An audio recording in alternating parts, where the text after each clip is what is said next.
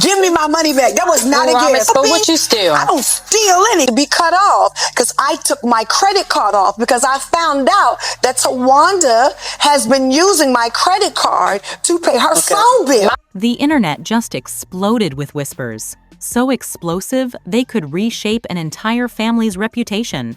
And it all started with one question. Did something really go down that's bigger than reality TV drama? Social media is now flooded with fans claiming that Towanda Braxton's name is tied to a swirling controversy that's being described in private chats as the kind of thing that could draw federal attention.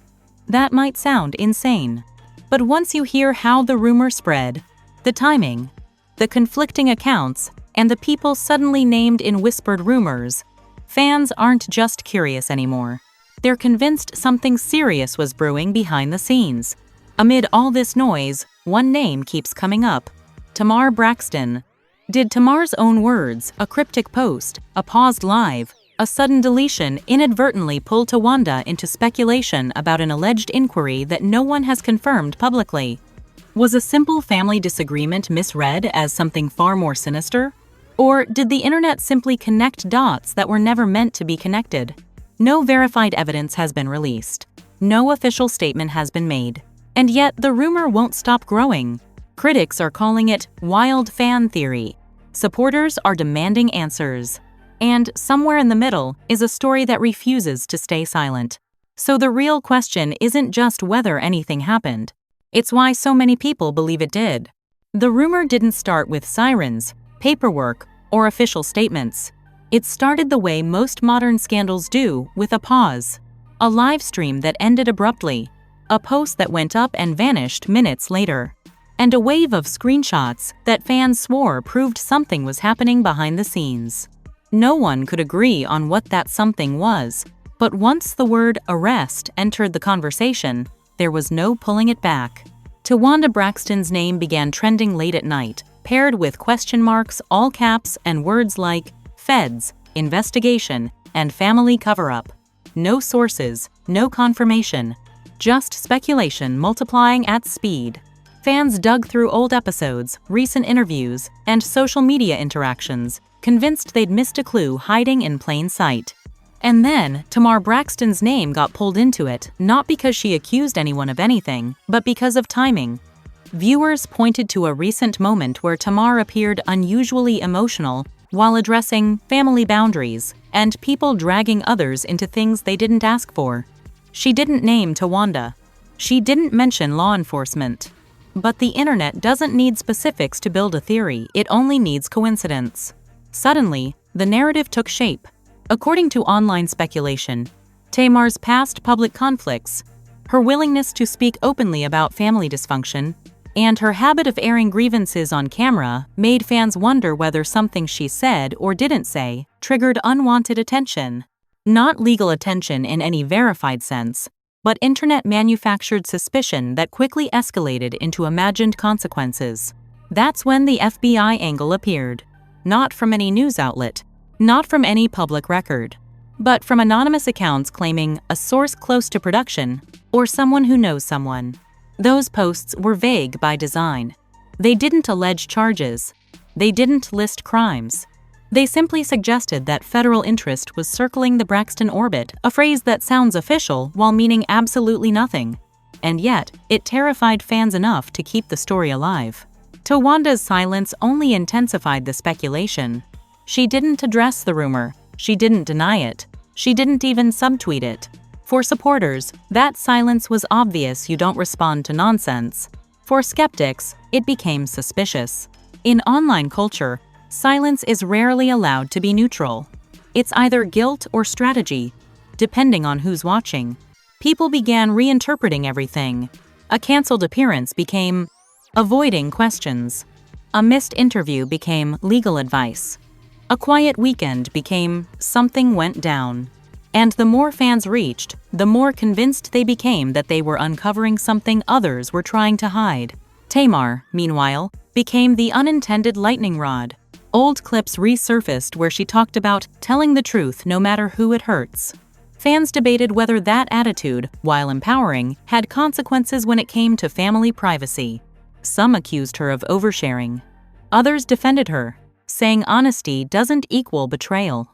But the most extreme corners of the internet began asking a dangerous question. Did Tamar's mouth put Towanda in the crosshairs of something bigger? There was, and still is, no evidence to support that idea. The Braxton family's long history of public conflict made the rumor feel believable to some. Years of televised arguments, accusations, and reconciliations had trained audiences to expect chaos. So when chaos appeared in rumor form, it slid easily into the existing narrative. What made this especially unsettling was how quickly, allegedly, disappeared from conversations. Posts went from "people are asking" to "y'all know what happened" in a matter of hours. The idea of an arrest completely unverified became treated like common knowledge in some spaces. And once a claim reaches that stage, denial rarely travels as fast as belief. Supporters of Towanda pushed back hard. They reminded everyone that rumors aren't reality, that no arrest records existed, that no credible journalist had reported anything remotely close to an investigation. They pointed out how dangerous it is to attach criminal language to a real person's name without proof. But even those defenses sometimes reinforce the story by repeating it. That's the trap of rumor culture. Arguing against it still spreads it. Behind the scenes, insiders familiar with reality TV dynamics say this kind of spiral is becoming more common. Fans treat cast members like characters rather than people. Storylines bleed into real life. And once viewers start believing they're detectives, speculation turns into accusation faster than anyone can intervene. By the end of this phase, the damage wasn't legal, it was reputational. Towanda's name was being searched alongside words she never invited into her life. Tamar was being blamed for narratives she never created. And the family, once again, found itself at the center of a storm fueled entirely by assumption. No arrest had been confirmed. No investigation had been announced. No authority had spoken. But the internet had already decided something felt wrong, and feeling wrong was enough to keep digging. As the rumor continued to evolve, one question loomed larger than all the others. If nothing actually happened, why did so many people believe it did? And more importantly, once a family has been pulled into speculation this dark, can the truth ever travel as fast as the lie? Because the next phase of this story isn't about whether an arrest happened, it's about whether anyone can stop a narrative once the internet decides it's already real. As the second wave hit, the rumor stopped behaving like gossip and started behaving like a case file, at least in the minds of the internet. Screenshots were stacked like evidence. Old clips were time-stamped. Innocent moments were treated as tells. And the language shifted from curiosity to conviction. People weren't asking what's going on anymore. They were asking, how deep does this go? Towanda Braxton's name sat at the center of it all, not because of anything she had done, but because of what people believed her silence meant. To some, staying quiet was the only rational response to nonsense. To others, it was lawyered-up energy.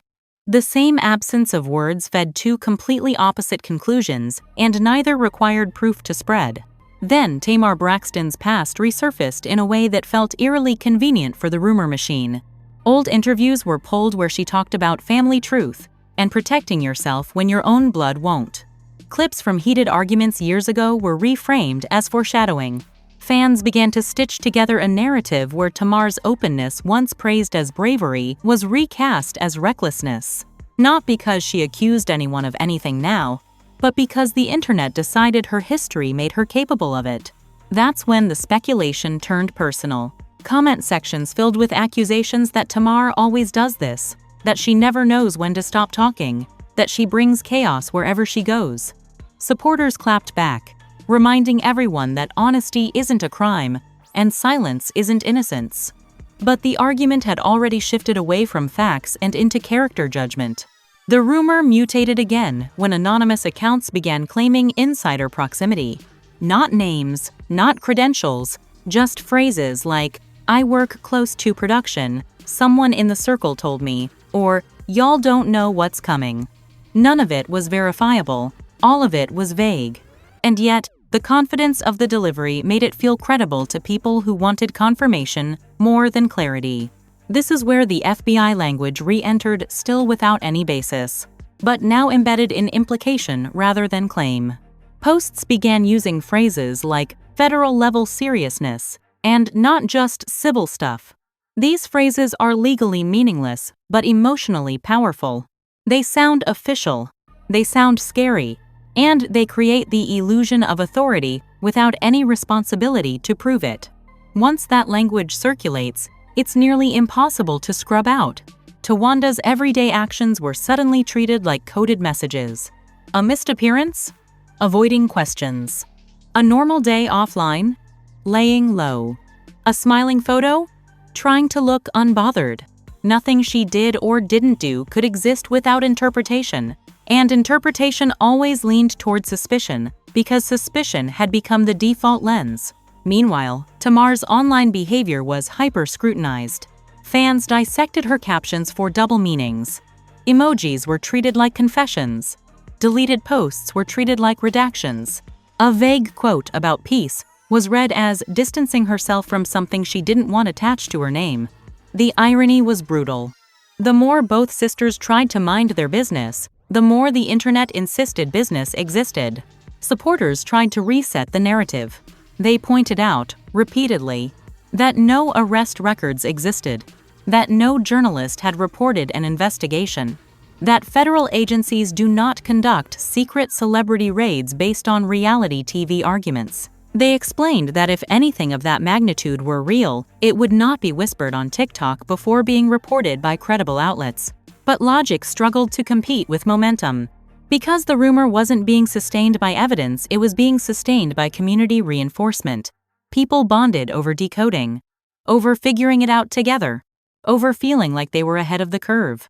And once a rumor becomes a shared activity, debunking it feels like ruining the fun. Behind the scenes, industry insiders say this is the new danger zone for public families. Reality TV trains audiences to believe they know you. Social media trains them to believe they can investigate you. And when those two collide, families stop being human and start being puzzles. Every disagreement becomes a clue. Every boundary becomes suspicious. Towanda, in this phase, was no longer a person. She was a placeholder for whatever theory someone wanted to advance. And Tamar became either the whistleblower or the villain, depending on who was telling the story. Neither role was fair, neither role was earned, but both were sticky. As the days passed, fatigue began to creep in. Some fans admitted the rumor had gone too far, that attaching criminal language to real people without proof was dangerous, that watching sisters be pitted against each other over something unverified felt gross. These voices didn't dominate the conversation, but they introduced doubt where certainty had taken root. And doubt matters. Because once people start questioning the rumor itself, not just the people in it, the narrative loses its grip. The challenge, however, is that doubt spreads slower than outrage. It asks for patience in a culture that rewards immediacy. By the end of this phase, the story hadn't escalated, it had thickened.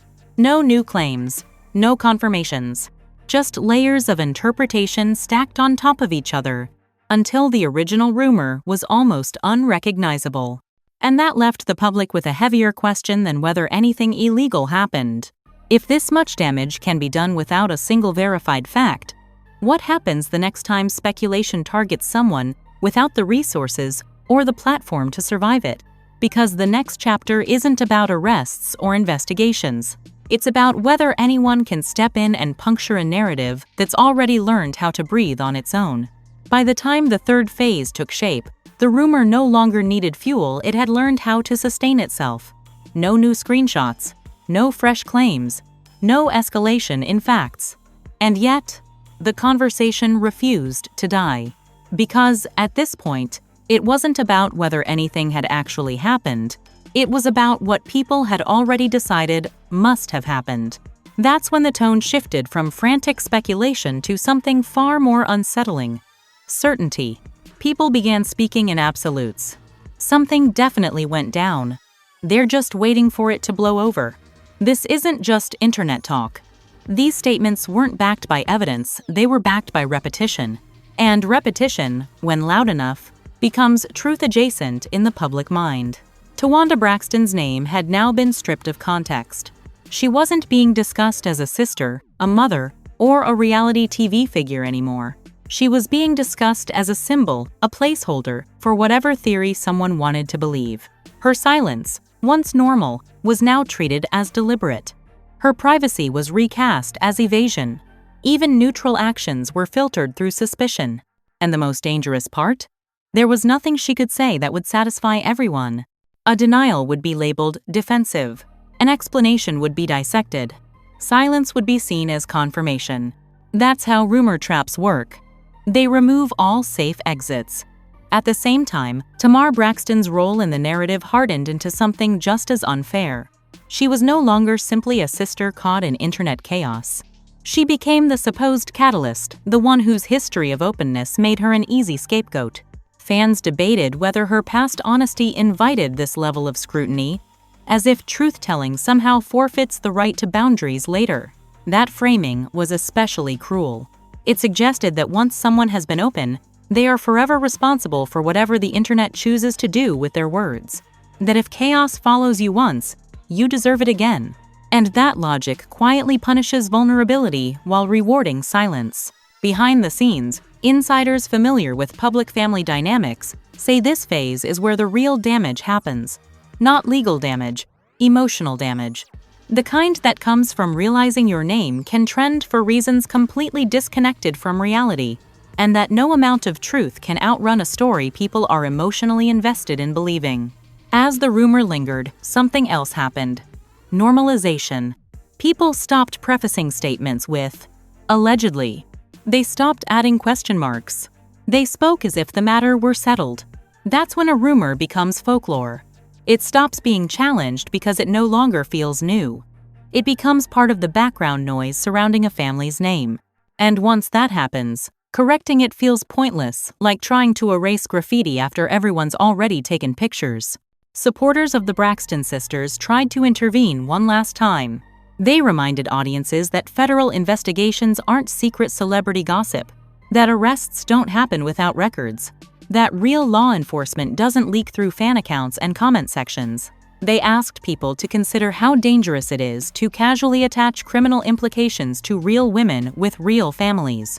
Some people listened. Others shrugged it off, saying, well, if it wasn't true, it wouldn't have gone this far. That sentence alone revealed everything wrong with the situation. Because rumors don't travel based on truth, they travel based on believability. And believability is shaped by history, bias, and appetite for drama. As attention slowly drifted elsewhere, the story didn't end with resolution. It ended with residue. Search results still paired names with loaded keywords. Old posts remained screenshotted and reshared. The association lingered, even without confirmation. That's the quiet consequence of internet speculation. It doesn't need to be proven to leave a mark. It only needs to be repeated enough times that people stop asking questions. For the Braxton family, this wasn't just another messy moment in the public eye. It was a case study in how quickly reality TV fame, social media culture, and rumor economics collide. How audiences trained to watch conflict begin to manufacture it when none is visible. And how women, especially, are expected to answer for narratives they never authored. The final truth of this phase is uncomfortable. Nothing was confirmed. Nothing was verified. Nothing officially happened. And yet, the damage felt real to those watching it unfold. This story didn't reveal an arrest or an investigation. It revealed something else entirely: how fragile reputation becomes when speculation is treated like sport, and how easily families can be pulled into chaos by questions no one stops to ask responsibly.